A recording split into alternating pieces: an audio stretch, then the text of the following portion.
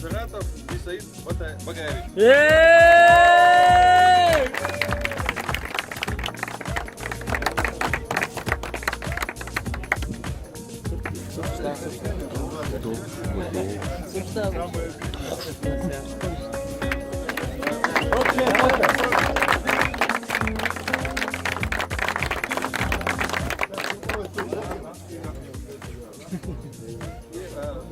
Хочется сказать в заключение, что поблагодарить всех наших организаторов, это комитет по туризму Чеченской Республики, это Федерация по Чеченской Республике, Шатойские линии.